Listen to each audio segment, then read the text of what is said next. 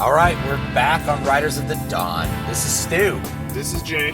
And today we're going to talk about rewrites, continuing our screenplay week, but I imagine we'll talk about narrative as well.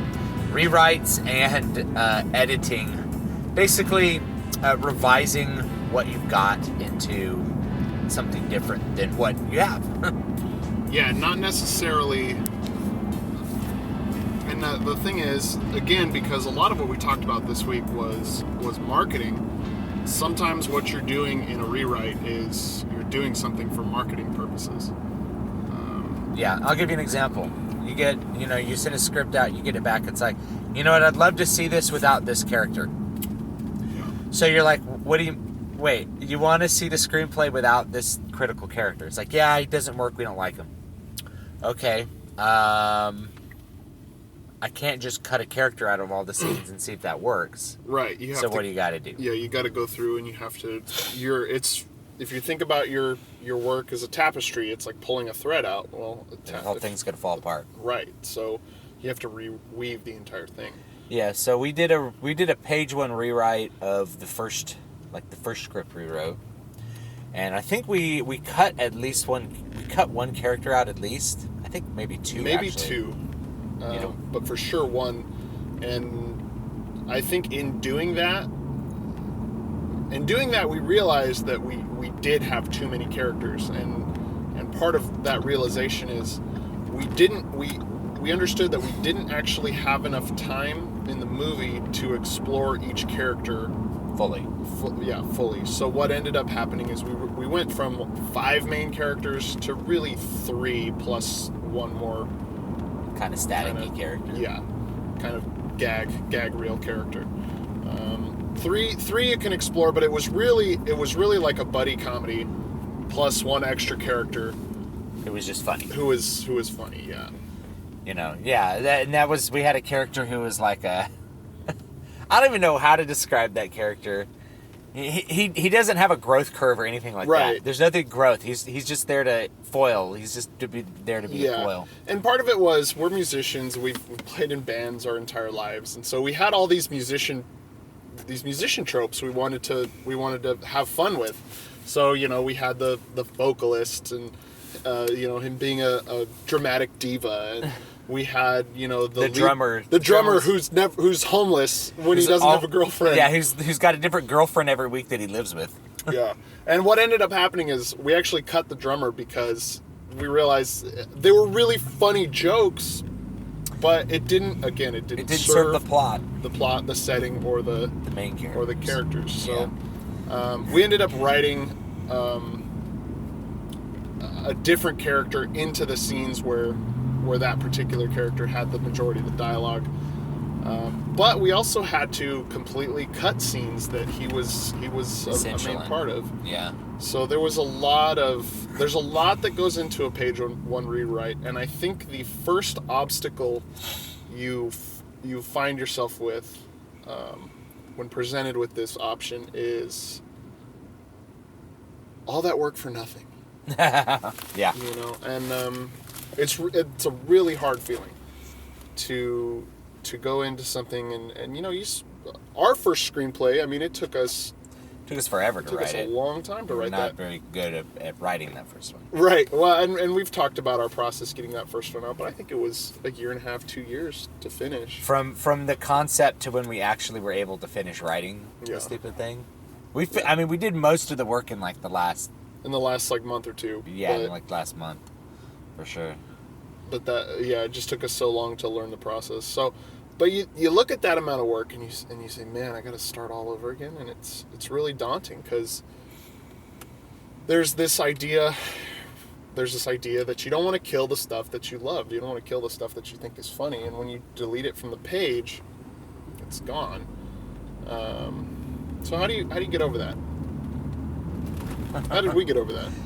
We just decided that you have to trust that the good qualities about what you do will exist in the rewrite too. Yeah. That it's not the work. Like if we were writing a comedy, so we're the ones who are funny. Yeah, it's not the work that's funny. We're funny, and that will shine through in our work. So I remember this was kind of like an aha moment, and this always seems to happen while exercising, which is a really good writing tip. Sounds weird, but exercise. You'll be a better writer. Yeah. And I remember we were at the gym, and I just turned to Stu and I said, man, we're funny. And as long as we trust that we're funny, the rewrite is also going to be funny. Yeah. And it was. Yeah, and here's here's the other thing about rewrites too that become very daunting is that it's a story you've already written. Yeah. And so you may not be as excited to work on a story you've already written as you are to work on something that you haven't written. But if you're sufficiently knowledgeable about any story you go into writing, like if you've properly planned out what you're doing and you properly are constructing your narrative, you've already written the story in your mind. You're just executing it when you write it on paper, or when you type it out in whatever program you're using. So you have to think about it that way too. Is like the story really exists in your mind, and it's the execution that matters. So you really need to be okay, like working on that execution and making that execution perfect. Because if in your mind it's a great story, but the dialogue's poorly written and it's just not, or it's not formatted correctly or something else, then it doesn't really matter how good the story was in your mind, but because to everybody else the execution's terrible, therefore it's a bad story. Right. And then brings me to another thing too, is like I don't remember who I was talking to, but basically I've had friends say like, oh, I had this great idea for a movie. I know who you were talking about. I know precisely who you're talking about. I have this great idea for a movie. And you guys should write it. You guys should write it. And it's like, we're not going to do that. It's like, but it's a really good idea. So listen to my idea. And it's like, dude, we're not going to write it. Yeah. It's like, have you ever written a screenplay? Well, no. That's why I need you guys. I need you guys to write the screenplay because you guys know how to do it. It's like, no. It's a ridiculous amount of work. Yeah. It's a lot of work to write anything. Writing is a lot of work.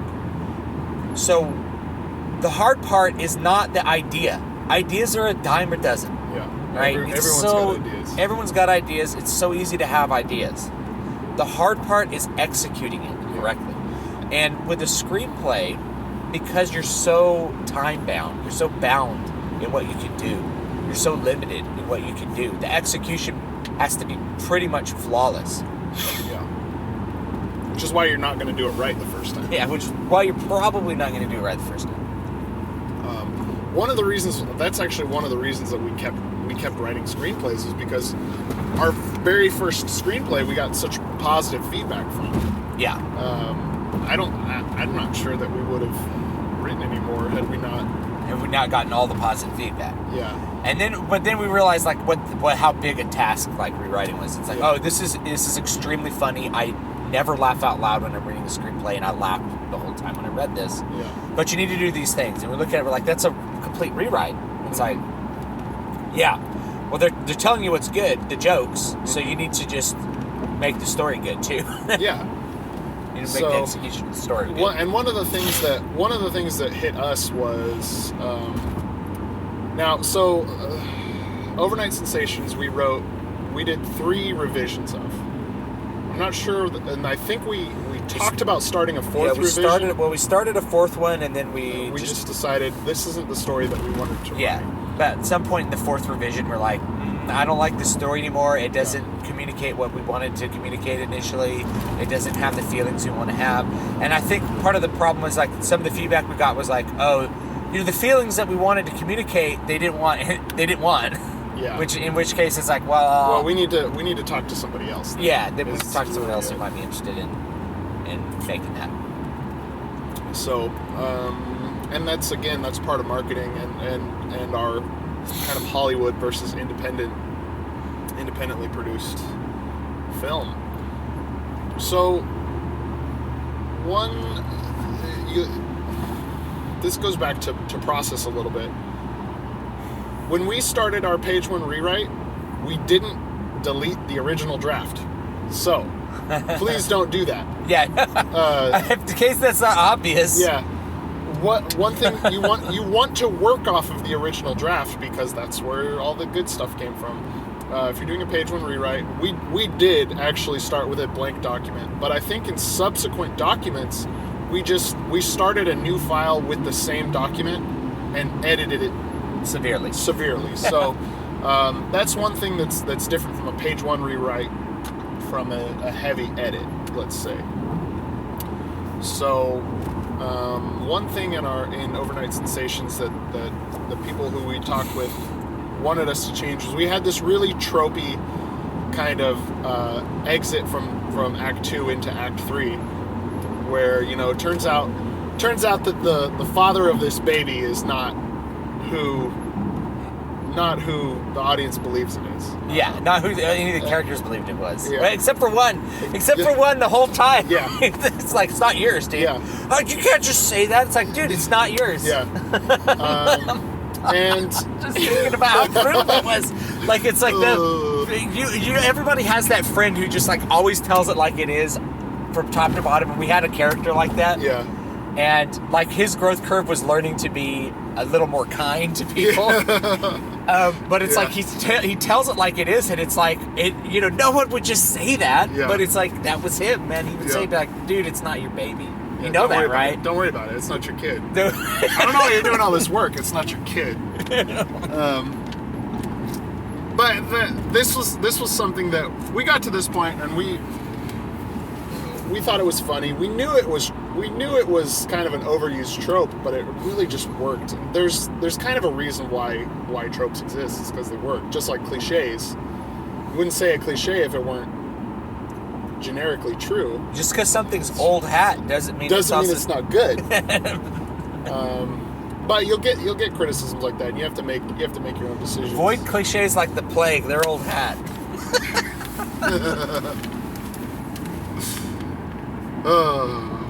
Jokes. Yes. Jokes and jokes and jokes. Spaghetti. So when we went into the third revision, we kind of got rid of that cliche, and in getting rid of the cliche, it sounds weird, but it really destroyed. It destroyed the feeling. It destroyed the feeling of what we had, because we wanted that. We wanted this moment that was like gut-wrenching for the character, but kind of hilarious for everyone else involved. Yeah.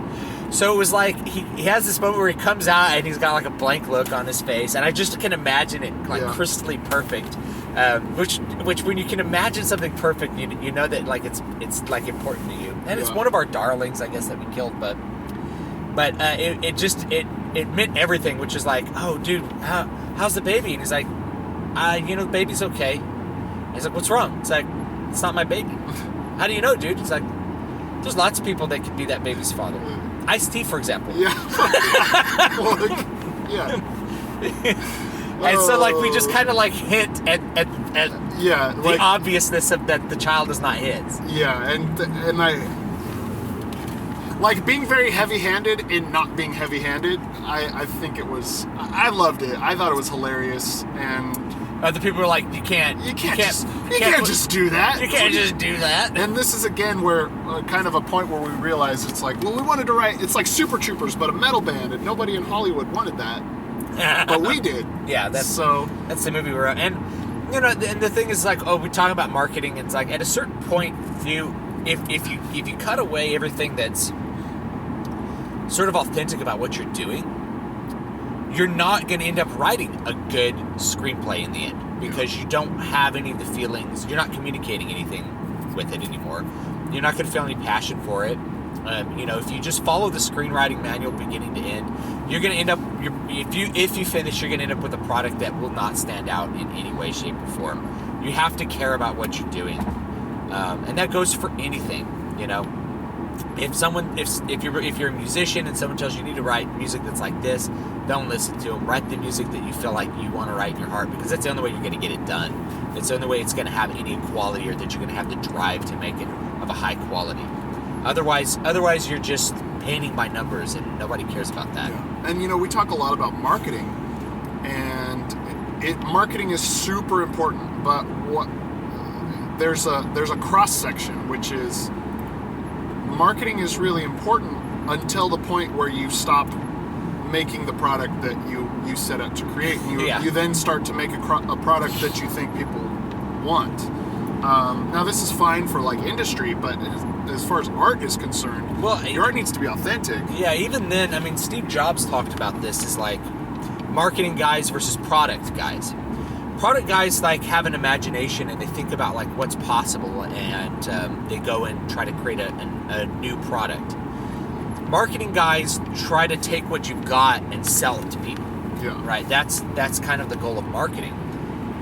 So if marketing's driving your product cycle, it's going to be stuff that marketing people already understand is tangible for consumers. Like, oh, it has to be, the phone's got to be faster, it's got to have a better camera, it's got to have a bigger screen, it's got to have higher resolution, it's got to be brighter, it's got to have long, it's like the list of like things that need to get better, rather than anything that's really like the creation of the iPhone, which is like, this is a really amazing thing that they created. Yeah. Thinking outside the box is what creates the new product. So it's not that product guys have no idea what people want. They have an idea of what they think is cool. Yeah. And they're like, well, let's see if other people can also think of the cool possibilities for this. And it's just a different approach than marketing. It's not that marketing is useless or it's bad or something like that.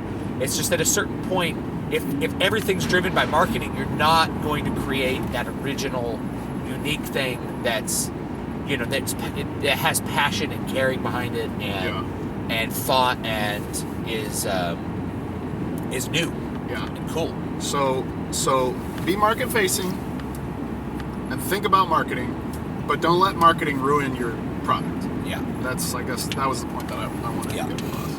I guess one more point about marketing. When you're marketing soda, that's different than marketing something like a book. Soda's been the same product forever. When you're marketing Pepsi, you're just marketing the same product you've always had. There's nothing to change, there's nothing to revise, there's nothing to create in anticipation of consumer demand. Very much, right? There is, it's like, oh, well, eventually you make diet soda. But there's not much of that. Whereas when you're making a screenplay, you're kind of trying to anticipate what people might like, what people might demand, what people might find interesting, what people might find effective. You're kind of having to pre-think in a totally different way. Yeah.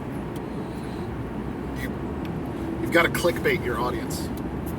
We should do like a clickbait podcast. Oh man, it makes me skin crawl, but it's why it's so effective. And you can think about it, like marketing people know what they're doing. Yeah, they do. They could come up to you and be like, oh yeah, I know that you're in the market for this kind of watch, you're in the market for this kind of coat. Yeah. You're looking at these cars, you're looking at this, and they're like, how did you know all that? It's like marketing people they can take all the important... It's a sociology almost. You take all the important points of a person and then you boil them down and figure out what are really, really common wants from those demographics. And I had, when we lived in Las Vegas, I knew salespeople who could tell someone their yearly income just by looking at them. Like this person makes $60,000 a year. They're kind of middle class for Las Vegas. This person makes like $300K a year. So this is the person that I'm going to go talk to and really try and schmooze and get them to buy this product.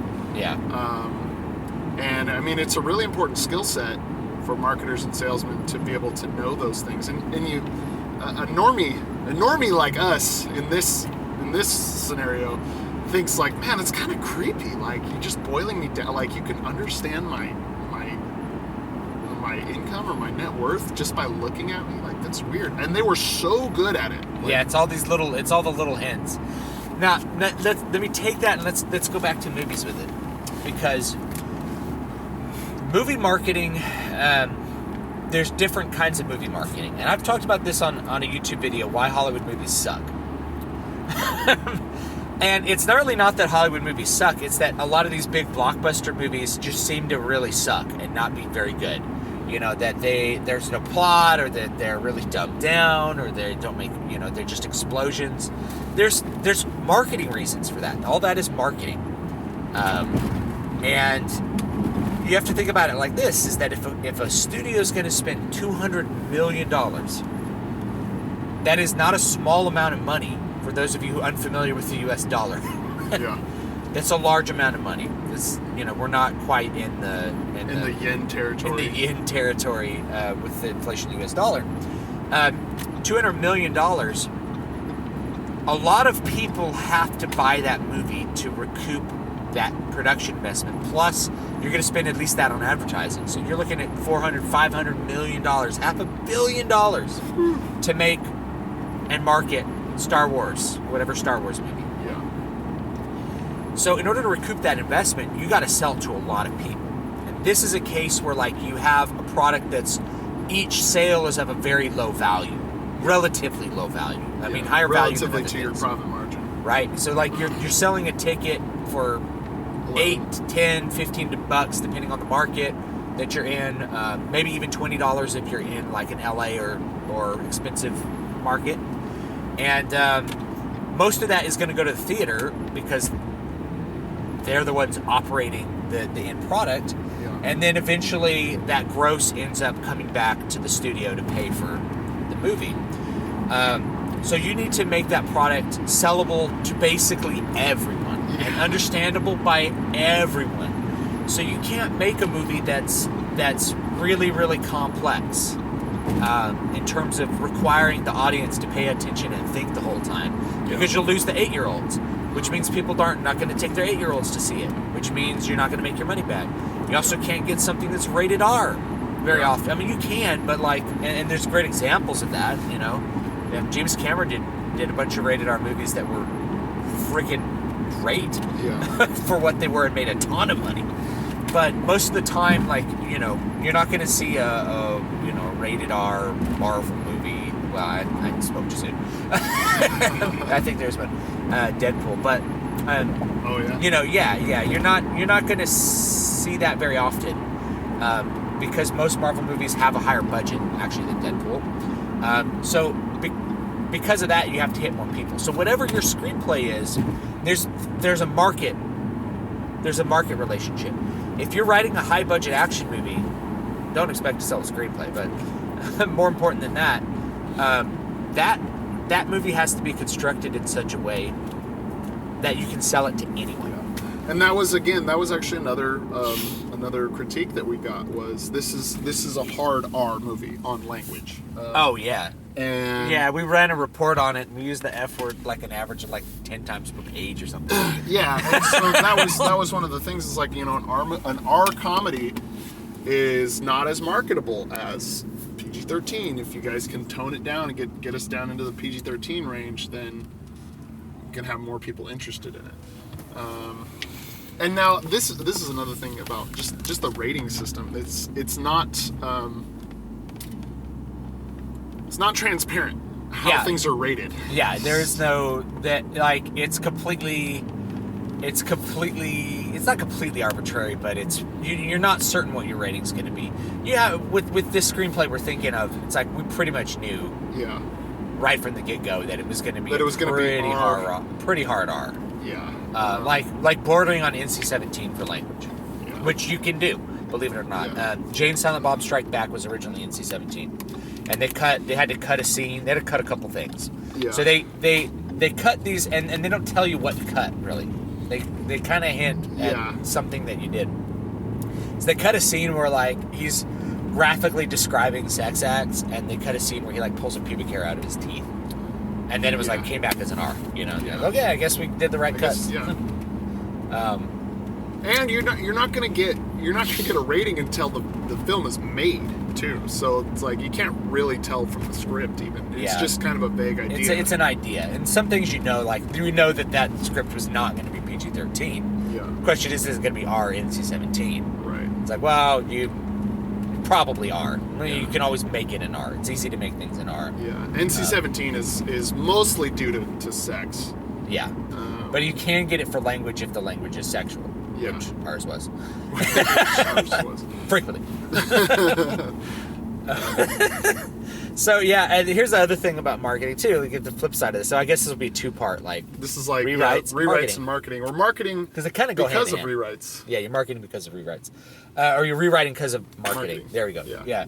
So the other thing is, okay, well, why don't I just write a bunch of G-rated movies? Well, then G-rated movies don't do as well as PG-13 rated movies. Right. What is that about? Well, by having something rated G, you make a big part of the demographic disinterested in it. Mm-hmm. Like, teenagers don't want to go see a G-rated movie. Disney movie. Yeah. There's adults who like Disney movies. I'm married to one. And that's fine. Like, Disney movies are usually, like, the G-rated Disney movies are really well made for what they are. But they're clearly made with children in mind. Yeah. And an adult can understand a children's movie and can enjoy it in a lot of cases.